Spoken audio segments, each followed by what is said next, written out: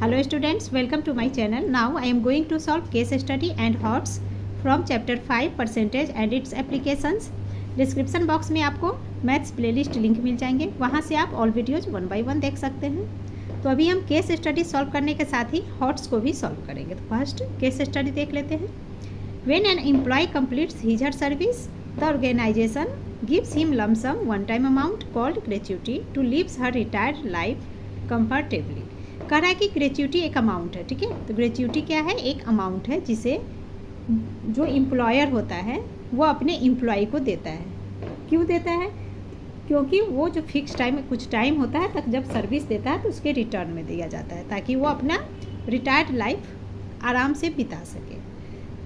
And ये जो time होता है सर्विस टाइम कम से कम 5 years होना चाहिए, 5 years या उससे ज़्यादा, उससे कम वाले को नहीं मिलता है, ठीक है। The gratuity amount depends upon the tenure of service and last draw salary.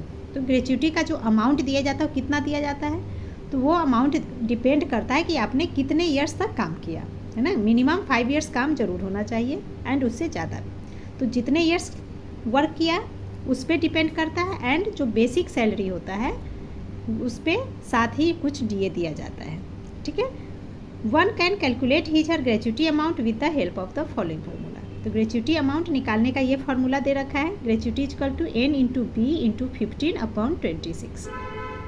यहाँ पे जो n है ये है number of completed years of service, मतलब कितने साल तक सर्विस किया, क्लियर। एंड b मीन्स जो बेसिक सैलरी हो गया प्लस डीए, डियरनेस अलाउंस, ठीक है। बेसिक सैलरी होता है और उसके साथ में डीए वगैरह दिए जाते हैं, तो वो उन दोनों उन्हें ऐड करके बी आ गया हमारा, and N number of years आपने जो जॉब किया, क्लियर। अब हमें क्वेश्चन देखने हैं। Mister Sanjay has retired from company ABC limited, है ना। मिस्टर संजय कोई है जो कि एबीसी लिमिटेड कंपनी में काम किया, वहाँ से वो रिटायर्ड हो रहे हैं।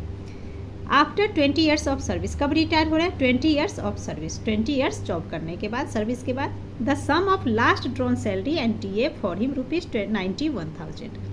तो आफ्टर 20 years जब वो रिटायर हो रहे हैं तो उन्हें क्या दिया जा रहा है? बेसिक सैलरी प्लस डीए, इन दोनों का सम, इन दोनों बेसिक सैलरी एंड डीए मिला करके ₹91,000 उन्हें मिलते हैं। तो that means basic salary plus DA ये हमारा क्या हो गया? B, clear.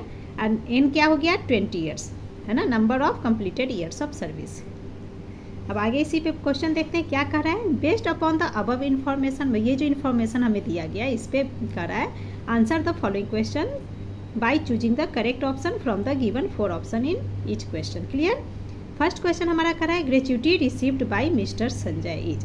अब पूछा जा रहा है कि ग्रेच्युटी कितना रिसीव किया मिस्टर संजय ने। तो फार्मूला हमारे पास है, ग्रेच्युटी हम निकाल लेंगे। तो चलिए इसे हम सॉल्व कर लेते हैं। तो gratuity equal to n into B into 15/26। तो ये क्या हो गया? n यानी कि नंबर ऑफ ईयर्स, कितने साल उन्होंने काम की वर्क किया, तो नंबर ऑफ ईयर्स क्या है?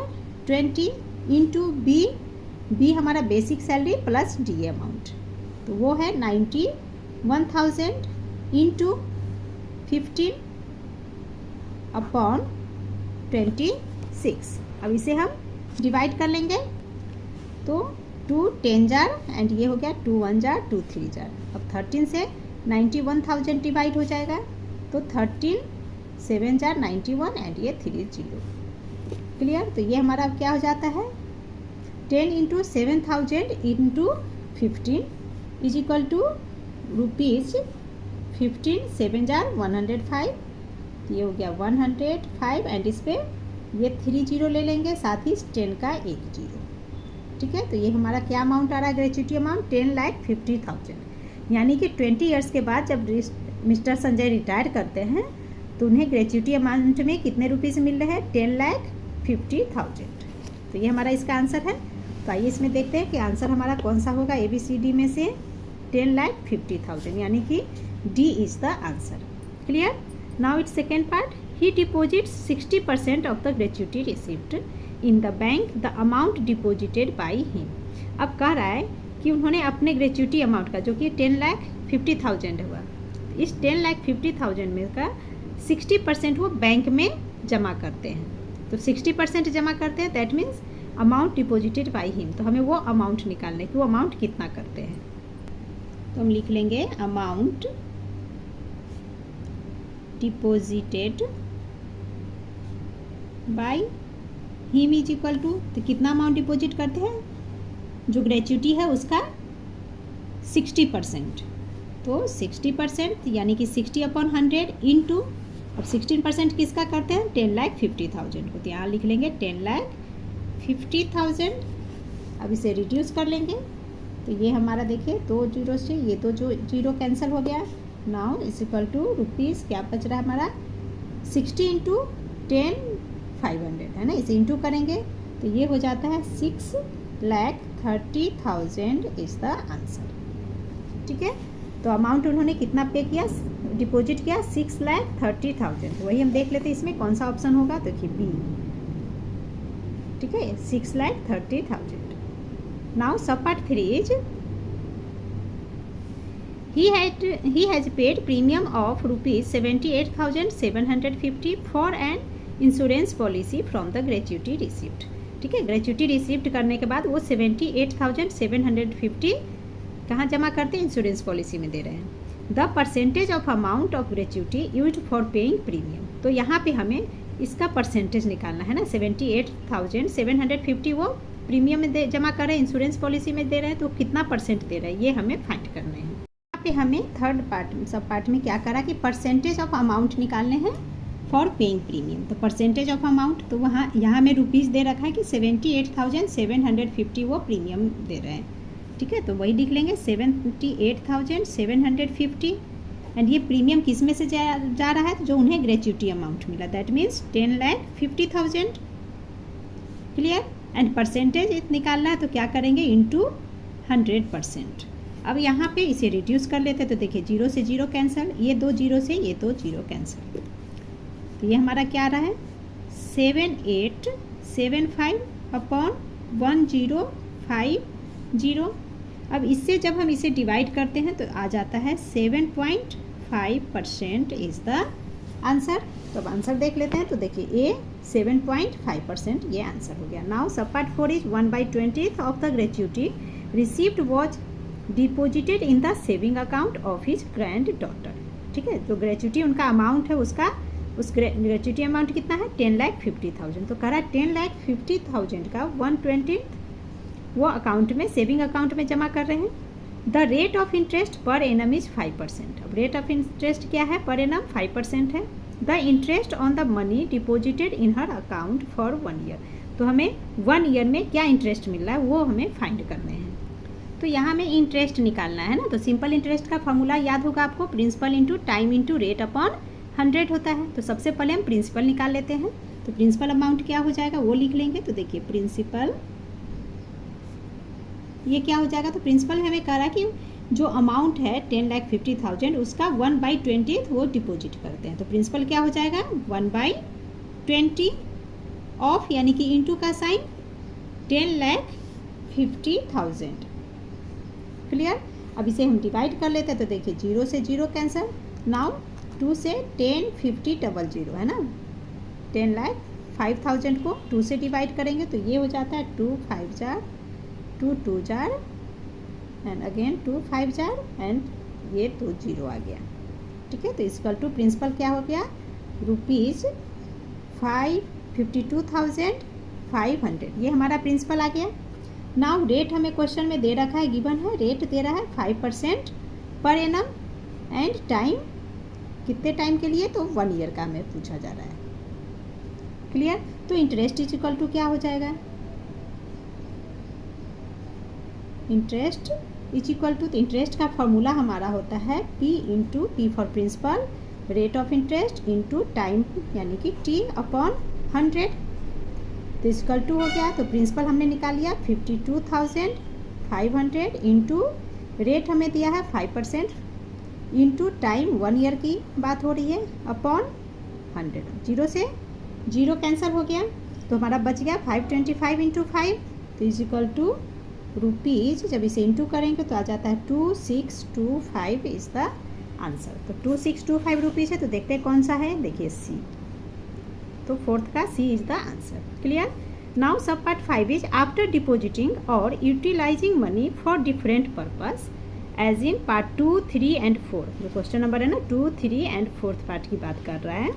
The percentage of money left भी थी, बोल रहा है कि डिपॉजिट करने के बाद या यूटिलाइज मनी है ना, मनी को यूटिलाइज करने के बाद उसके क्वेश्चन 2, 3 में दिया है कहाँ कहाँ उन्होंने डिपॉजिट किया या यूटिलाइज किया।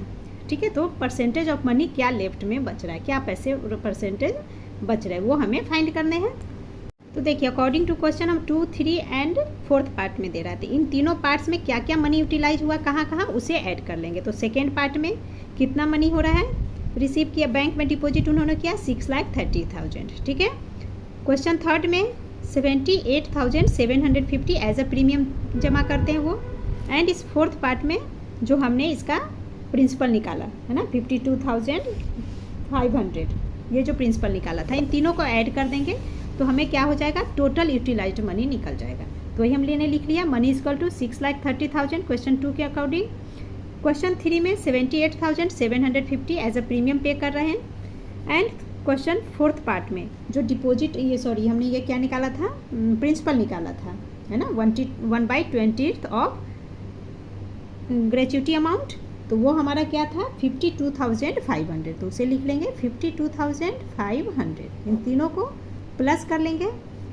तो ये प्लस करने पे हमारा हो जाता है, ये हो गया 0,5,2,1,6 61,250 एंड ये हो गया हमारा 7।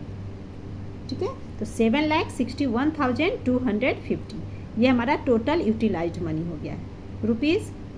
अब हमसे पूछा जा रहा है मनी लेफ्ट का परसेंटेज, तो सबसे पहले मनी कितना लेफ्ट बचा वो निकाल लेंगे। तो लिख लेते हैं money left is equal to क्या हो जाएगा, जो ग्रेच्युटी अमाउंट है उसमें से इस अमाउंट को माइनस कर लेंगे। तो 10,50,000 माइनस 7,61,250, इससे माइनस करेंगे तो आगे हमारा money left is equal to rupees 2,88,750। Now percentage हम निकाल लेंगे, परसेंटेज ऑफ मनी लेफ्ट ना, percentage of money left is equal to, तो क्या हो जाएगा, ये 2 लाख, पहले ये लिख लेते हैं 2,88,750 अपॉन ये किस में से है 10,50,000, तो 10,50,000 है ना, ये टोटल मनी है, टोटल में से इतना बच रहा है। तो वही हमने लिख लिया, इनटू परसेंटेज निकालना, तो यहाँ आ गया 100%। अब इसे यहाँ पे हम डिवाइड कर लेंगे, तो देखिए 0 से ये दोनों 0 कैंसिल हो गया, इस 0 से एक और 0 ये कैंसिल हो गया। नाउ 1050 25 से डिवाइड कर लेते हैं 1050 को, तो 1050 25 से डिवाइड करने पे आता है 42 एंड 28875 को जब 25 से डिवाइड करेंगे तो ये आ गया 1155। अब तो ये डिवाइड नहीं होगा तो इक्वल टू लिख लेंगे यहाँ पे 1155 अपॉन 42। अब 42 से इसे डिवाइड कीजिए तो आ जाता है हमारा 27.5% इज़ द आंसर। तो इसमें देख लेते हैं कहाँ पे आंसर हमारा, तो देखिए D 27.5% is the answer. Now HOTS question 1 is the sum of 2 numbers is 31/25 of the first number, है ना, कोई 2 नंबर है जिसका सम जिसे हम ऐड करते हैं तो क्या आता है 31/25 ऑफ द फर्स्ट का। What percent is the second number of the first number. अब हमें सेकेंड नंबर का परसेंटेज निकालना है किसके अकॉर्डिंग, फर्स्ट नंबर का, यानी second of the first. That means ये जो ऑफ द फर्स्ट नंबर ये हमारा डिनोमिनेटर में आएगा, सेकेंड नंबर यहाँ जो हम लेंगे वो हमारा क्या चला जाएगा न्यूमरेटर में। तो चलिए इसे सॉल्व करके देखते हैं। तो सबसे पहले हम first number and second number को लेट कर लेते हैं, तो लिख लेंगे let the first number is equal to X and second number is equal to the second number is equal to Y. अब अकॉर्डिंग टू क्वेश्चन हमें क्या कह रहा है कि 2 नंबर का सम जब करते हैं तो 31/25 ऑफ फर्स्ट नंबर आता है, तो वही लिख लेते हैं अकॉर्डिंग टू क्वेश्चन। तो 2 नंबर हमने ले लिया x प्लस वाई, तो अकॉर्डिंग टू क्वेश्चन क्या है, ये 2 नंबर का सम करने पे क्या आता है 31/25 ऑफ यानी इनटू फर्स्ट नंबर। तो फर्स्ट नंबर हमने x लिया है, तो 31/25 ऑफ फर्स्ट नंबर क्या हो गया into x, that is 31x/25। Clear. Now ये एक्स वेरिएबल को एक साथ ले लेते हैं, तो इधर हम कर लेंगे y is equal to 31x upon 25। अब ये x प्लस में है, लेफ्ट टू राइट आ रहा है तो -x बन जाएगा इज इक्वल टू, अब इसे सॉल्व करेंगे तो ये हमारा हो जाता है एलसीएम 25 एंड ये हो गया 31x माइनस 25x, तो 31x minus 25x is 6x by 25। तो y हमारा क्या आ गया यहाँ पे 6x बाई 25, तो ये जिसे हमने सेकेंड नंबर मान लिया है। अब इसके आगे मैं इधर सॉल्व कर रही हूँ।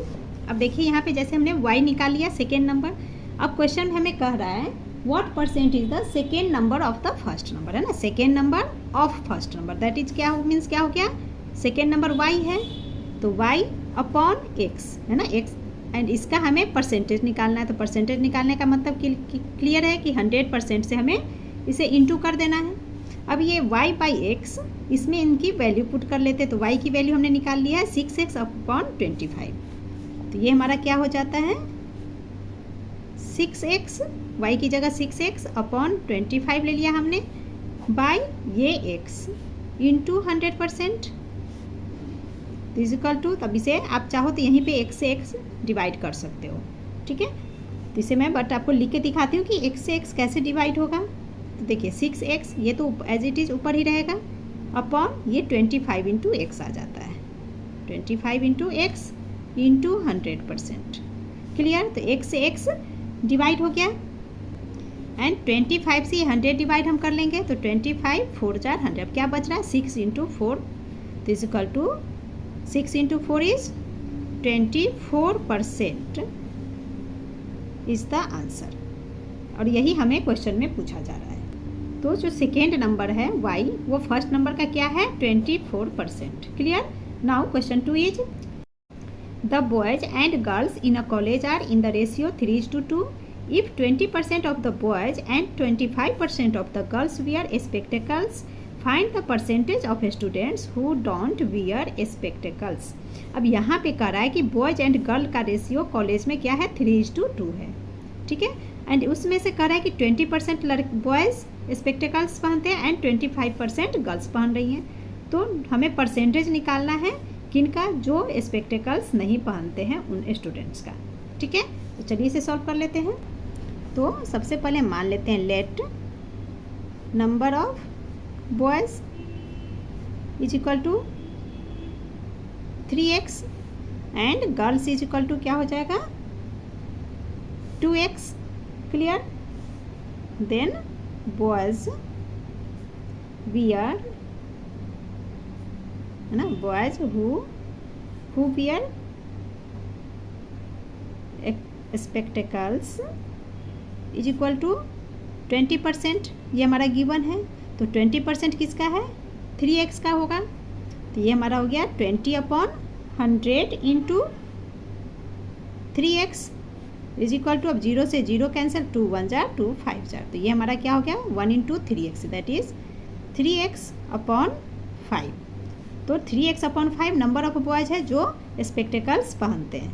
इसी तरह से नंबर ऑफ गर्ल्स हम निकाल लेंगे, तो girls who wear spectacles is equal to, तो गर्ल्स के लिए परसेंटेज है 25% ऑफ, गर्ल्स का नंबर हमने यहाँ 2x माना है, तो 25% किस में से 2x का, तो ये हो गया 25/100 इंटू 2x, 25 1 जार 25 4 जार, तो ये हो गया हमारा 2x/4 एंड इसे भी डिवाइड कर लेते हैं, 2 1 जार 2 2 जार 4, तो 1x/2 दैट इज x/2।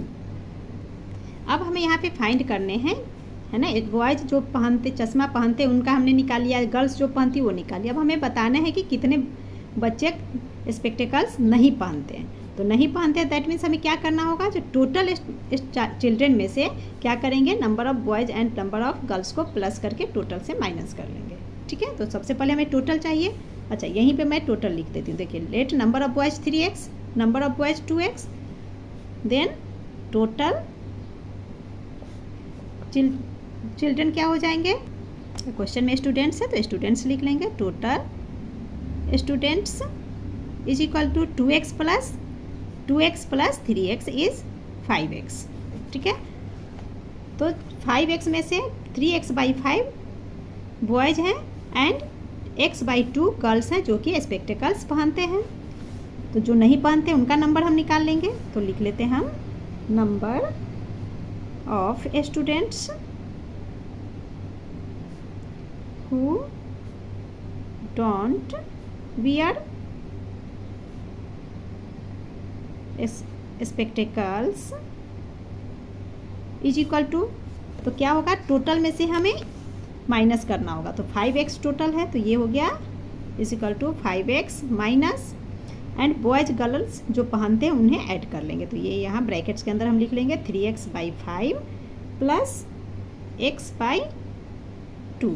अब इसे सॉल्व कर लेते हैं। तो ये हो गया हमारा 5x माइनस, अब इसे सॉल्व करेंगे तो इसका एलसीएम हो गया 10। नाउ 5 2 जार 10, 2 इंटू 3 इज 3, तो 2 3 जार 6, 6x है ना, 6x प्लस, एंड ये 2 5 जार 10 प्लस, तो 5 1 जार 5, तो यानी कि 5x।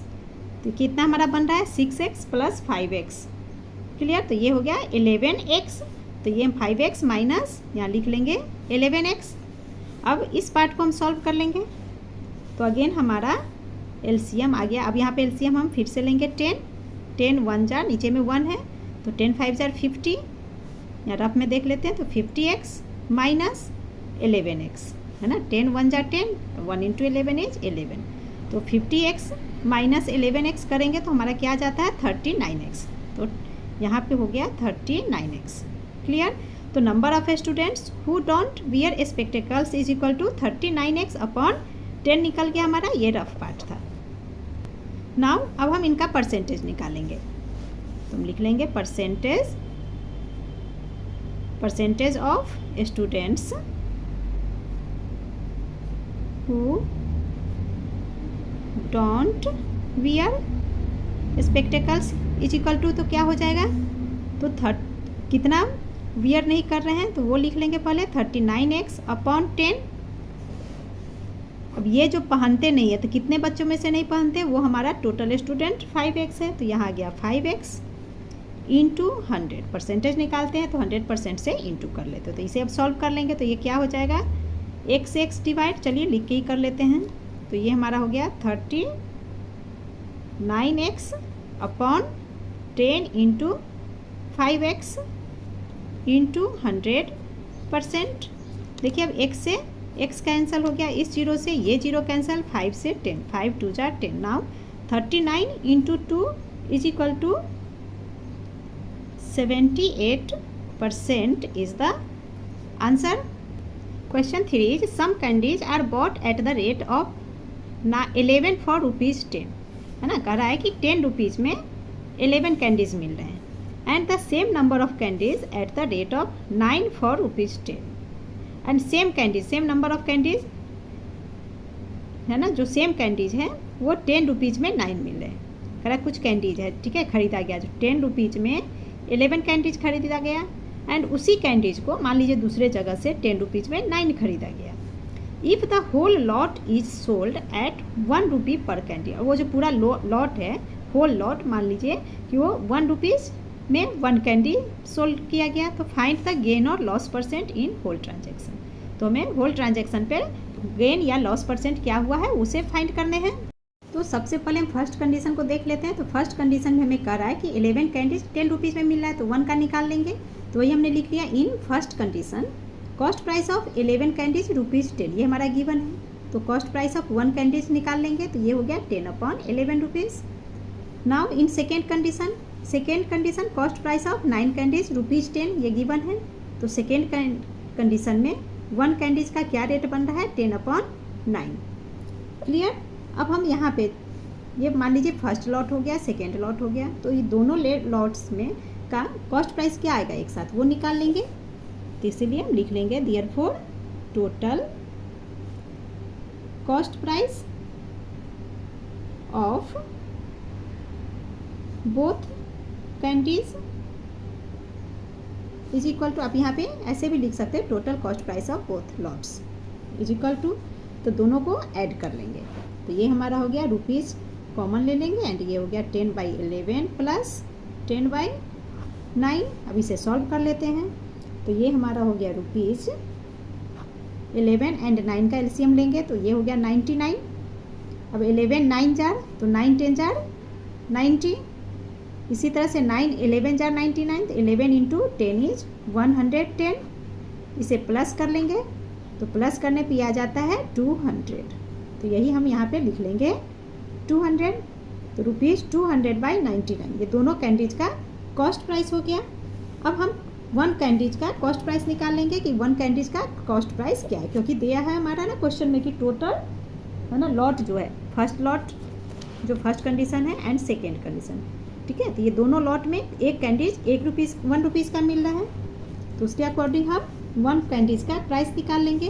तो वो हम लिख लेते हैं यहाँ पे therefore cost price of one candies is equal to, तो देखिए टोटल कैंडीज का कॉस्ट प्राइस हमारा cost price total cost price क्या हुआ 200/99। तो पहले ये लिख लेते हैं 200/99 एंड लॉट हमारे पास यहाँ पे कितने 2 लॉट्स में है, 2 कंडीशन दे रखा है तो इंटू 2। अब इसे यहाँ पे सॉल्व कर लीजिए तो 2 से 200 डिवाइड किया 100 तो ये बन गया रुपीज़ 100/99। तो cost price of one candies का कॉस्ट आ गया 100/99। Clear. Now selling price of one candies, तो वन कैंडीज का सेलिंग प्राइस हमें क्वेश्चन में गिवन है ₹1, ये गिवन हमारे पास है। तो अब यहाँ पे ध्यान देना हमें लॉस प्राइस ₹1 है, कॉस्ट प्राइस ₹100/11 है। तो हमें लॉस होगा या प्रॉफिट ये फाइंड करने हैं। तो क्लियर है कि लॉस हो रहा है क्योंकि कॉस्ट प्राइस बड़ा है ना। तो हम लिख सकते हैं cost price is greater than selling price, so loss हो रहा है। तो loss is equal to cost price minus selling price is equal to, तो कॉस्ट प्राइस आ गया ₹100/99 है ना, सॉरी हाँ वन कैंडीज का ही कॉस्ट देखेंगे हम, तो 100/99। तो यहाँ लिख लेंगे 100/99 माइनस सेलिंग प्राइस ₹1 है, ये जो कि क्वेश्चन में गिवन है। अब इसे सॉल्व करेंगे तो ये हमारा हो गया एलसीएम 99, ये 100 माइनस 99 इज 1, तो ₹1/99 ये लॉस निकल गया। अब लॉस परसेंटेज पूछा जा रहा है क्वेश्चन में, तो loss percent is equal to क्या हो जाएगा loss upon cost price into 100%। तो लॉस है 1/99, तो 1/99 बाय कॉस्ट प्राइस, तो कॉस्ट प्राइस हमारा निकला है 100/99। तो यहाँ लिख लेंगे 100/99 इंटू 100%। अब इसे सॉल्व करेंगे तो क्या हो जाएगा ये 99 ऊपर में आ जाएगा न्यूमरेटर में, तो लिख लेंगे 1 इंटू 99 अपॉन ये जो बीच में का दोनों 99/100, ये दोनों डिनोमिनेटर में आ जाएगा 99/100 इंटू 100। अब 99 से 99 कैंसिल, 100 से ये 100 कैंसिल, तो क्या बच रहा है हमारे पास 1, तो equal to 1% is the answer. Clear. Now question 4 is marked price of an article is ₹2860 and rate of GST is 8%. Shopkeeper allows a discount of 20% and still makes a profit of 10%. If he spent 4% as overheads, then find the original cost price of the article and find selling price including GST. Clear? तो यहाँ question में एक article का हमें marked price दिया हुआ है, ठीक है, इसका रेट दिया हुआ GST 8% लग रहा है, discount 20%, profit 10% and overheads spend जो कर रहा है 4% एज ओवरहेड्स, ठीक है। तो हमें यहाँ पे original cost price and final selling price including GST निकालने हैं। तो क्लियर है, सबसे पहले तो हमें सेलिंग प्राइस ही निकलेगा क्योंकि मार्क्ड प्राइस दिए हुआ है एंड हमें डिस्काउंट दिए हुआ है 20%। तो 20% जो डिस्काउंट है, डिस्काउंट हमेशा मार्क्ड प्राइस पे निकलता है। तो सबसे पहले हम क्या करेंगे सेलिंग प्राइस निकाल लेंगे, देन GST ऐड कर लेंगे बिल में, और जब बिल में हम GST ऐड कर लेंगे तो फिर हमें न्यू सेलिंग प्राइस निकालने हैं इंक्लूडिंग GST, ठीक है। तो फिर इंक्लूडिंग GST दैट मीन्स इसका मतलब ही है कि हमें बिल अमाउंट निकालने हैं, ठीक है। तो चलिए सॉल्व करते हैं। तो सबसे पहले हमने लिख लिया market price equal to ₹2860, discount 20%, discount 20% means हो गया 20/100 इंटू 2860, क्योंकि डिस्काउंट हमें मार्केट प्राइस पे मिलता है। क्लियर। अब ये दोनों जीरो से 2 जीरो डिवाइड, तो ये हो गया ₹572। क्लियर। तो डिस्काउंट 572 आ रहा है, दैट मीन्स सेलिंग प्राइस क्या हो गया, market price minus discount is equal to ₹2288। Clear. अब हमें जीएसटी कह रहा है 8% है, तो जीएसटी हमारा किस पे लगता है, सेलिंग प्राइस पे। तो now GST is equal to 8% of 2288, जो ये सेलिंग प्राइस हमने निकाला इस पे जीएसटी लग रहा है। तो 2288 पे जो जीएसटी लग रहा है, तो कितने रुपीज़ लग रहे हैं जीएसटी एज अ जीएसटी, ₹183.04। तो ये हमारा जीएसटी लग रहा है। अब हमें क्वेश्चन में कह रहा है कि सेलिंग प्राइस इंक्लूडिंग जीएसटी लगाने हैं, दैट मीन्स हमें अमाउंट बिल है ना, जीएसटी हमने निकाल लिया, सेलिंग प्राइस आ गया, तो अमाउंट हम जो बिल बनाएंगे क्या बनाएंगे, वही चीज़ यहाँ पूछा जा रहा है। तो अमाउंट बिल की जगह आपके क्वेश्चन में लिख दिया गया है selling price including GST. Clear. तो हम लिख लेंगे therefore selling price including GST. अब जिस सेलिंग प्राइस में जीएसटी को ऐड कर देंगे तो क्या सेलिंग प्राइस निकलेगा, वही निकालने हमें। तो इक्वल टू क्या हो जाएगा, जो सेलिंग प्राइस हमने निकाला प्लस जीएसटी। तो आप लिख भी सकते हो फार्मूला के रूप में, सेलिंग प्राइस प्लस जीएसटी। तो सेलिंग प्राइस निकाला हमने 2288 प्लस जीएसटी आ गया 183.04। इन दोनों को ऐड करेंगे तो ये आ जाता है हमारा ₹2471.04। तो ये एक आंसर हमने फाइंड कर लिया। अब सेकेंड क्वेश्चन में हमें पूछा जा रहा है find the original cost price of the article. तो अब उसे सॉल्व कर लेंगे। तो हम मान लेते हैं late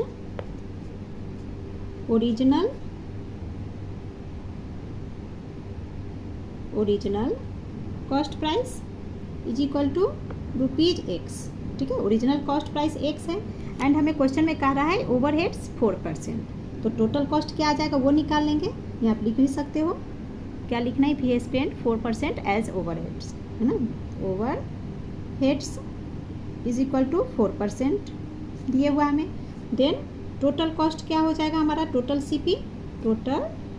CP is equal to cost price plus overheads. ठीक है, तो कॉस्ट प्राइस हमने X लिया है प्लस ओवरहेड्स 4%। तो 4% किसका है, 4% इस कॉस्ट प्राइस का, that means 4/100 into x is हो गया 4x/100। क्लियर। 4x/100 कैसे आया, नाउ इसे अब हम सॉल्व कर लेंगे। तो x प्लस 4x/100, तो देखिए 4 1 जार 425। तो ये हमारा क्या आ गया, x प्लस ये 1x यानी कि x/25। जब इसे हम सॉल्व करेंगे तो ये हो जाता है हमारा 25 + 1 यानी कि 26x/25। तो टोटल कॉस्ट प्राइस आ गया 26x/25। सेलिंग प्राइस हमारे पास है 2288। ठीक है, एंड प्रॉफिट हमें 10% दिया गया है। तो हम लिख लेते हैं प्रॉफिट जो गिवन है, इधर मैं सॉल्व कर रही हूँ इसके आगे का। तो प्रॉफिट इज इक्वल टू 10%, ये हमारा गिवन है। तो therefore selling price is equal to selling price, इसका फार्मूला हम लिख लेते हैं। तो ये क्या है हमारा formula, 1 plus profit into cost price. तो सेलिंग प्राइस 2288 हमने निकाला है, तो ये 2288 इज इक्वल टू, अच्छा यहाँ पे आप सेलिंग प्राइस में ओनली सेलिंग प्राइस का यूज करोगे ना। यहाँ पे जो हमने इंक्लूडिंग जीएसटी सेलिंग प्राइस लिखा है इसको लेके नहीं जाना है। ये तो हमने क्वेश्चन का आंसर निकाल लिया। अब यहाँ पे हमें ओनली सेलिंग प्राइस की बात करनी है, तो इसीलिए 2288 हमने यहाँ पे लिया। क्लियर। तो इज इक्वल टू ये हो गया 1 प्लस P/100। तो इसे सॉल्व करेंगे तो ये 1 क्या बन जाता है 100। तो यहाँ मैं डायरेक्ट ले रही हूँ 100 प्लस प्रॉफिट है 10/100 इंटू कॉस्ट प्राइस। तो कॉस्ट प्राइस अभी हमने फाइंड किया टोटल कॉस्ट प्राइस यहाँ पे, तो वही लिख लेंगे 26x/25। तो ये अब हो गया 2288 इज इक्वल टू ये बन गया 110/100 इंटू 26x/25। अब यहाँ पे 0 से 0 कैंसिल हो रहा है तो उसे कैंसिल कर लेते हैं फर्स्ट। क्लियर। नाउ x को लेफ्ट हैंड साइड में लिख लेंगे। तो x इज इक्वल टू क्या आएगा 2288 इंटू 10 इंटू 25। तो लिख लेंगे 2288 इंटू, अब देखिए 10 इंटू 25 250/26 इंटू 11। तो यहाँ लिख लेते हैं 11 इंटू 26। अब इसे डिवाइड कर लेते हैं। तो सबसे पहले 11 से 2 2 8 8 को डिवाइड करते, तो 11 2 जार 22 0 एंड 11 8 जार 28। नाउ 26 से 208 को डिवाइड हो जाएगा, तो ये डिवाइड हो जाता है 26 से जब 208 को डिवाइड करेंगे तो ये आ जाएगा आपका 8। तो इक्वल टू क्या हो गया 8 into 250 is equal to 2000। And x हमने क्या माना था, x को हमने लिया था original cost price of rupees x, है ना। तो x हमारा ओरिजिनल कॉस्ट प्राइस है, तो आंसर यही हमें निकालना था। तो hence original cost price is equal to ₹2000 is the answer. And इसी के साथ हमारा हॉट्स एंड आपका ये केस बेस्ड क्वेश्चंस कंप्लीट होता है। Thank you.